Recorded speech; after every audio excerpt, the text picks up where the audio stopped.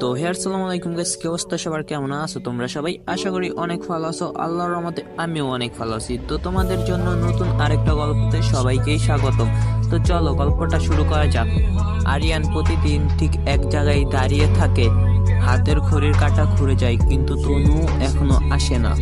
তনুও দাঁড়িয়ে থাকে। আরিয়ান হয়তো আমাকে ভুলে গেছে, নাকি আমি দেরি করে ফেলেছি ফিরে যাওয়ায়। আরিয়ান, যেদিন তুমি বলেছিলে আমি ফিরে আসব, সেই দিনটা আজও মনে পড়ে অনেক। তোমার চেহারা ও চাহনি আমার কাছে চিরকাল বেঁচে থাকবে।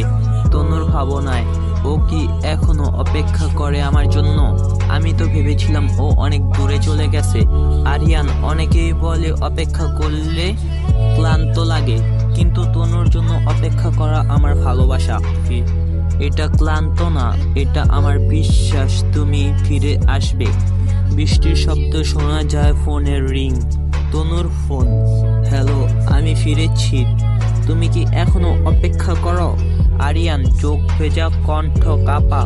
তনু, তোমার জন্য আমার প্রতিটি মুহূর্ত অপেক্ষা আজ পূর্ণ হলো। আরিয়ান নিঃশ্বাস ফেলে। তনু, আমি ভাবতে পারিনি তুমি একদিন ফিরবে। তুমি তো আমার অপেক্ষায় ছেড়ে গিয়েছিলে। তনু চোখ নাড়িয়ে। আমি ছেড়ে যাইনি তোমায় আরিয়ান, আমি পরিস্থিতির শিকার ছিলাম। আমার বাবার হঠাৎ ট্রান্সফার, ফোনটাও ভেঙে গিয়েছিল। তোমার নম্বর, তোমার খবর কিছুই ছিল না আমার কাছে। শুধু একটা বিশ্বাস ছিল তুমি অপেক্ষা করবে আমার জন্য আরিয়ান। আরিয়ান নরম গলায়, আমি অপেক্ষা করব বলছিলাম তনু। তোমার সেই শেষ কথার জন্যই আমি ফিরে আসবো আরিয়ান। সেই কথাটাই আমার জীবনের আলো ছিল।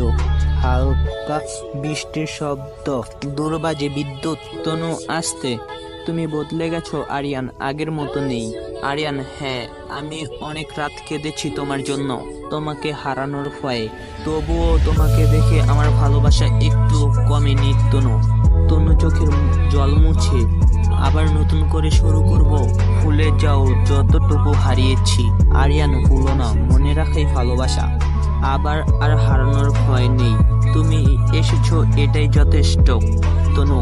তো তোমরা যদি নেক্সট পার্ট চাও অবশ্যই কমেন্টে জানাও।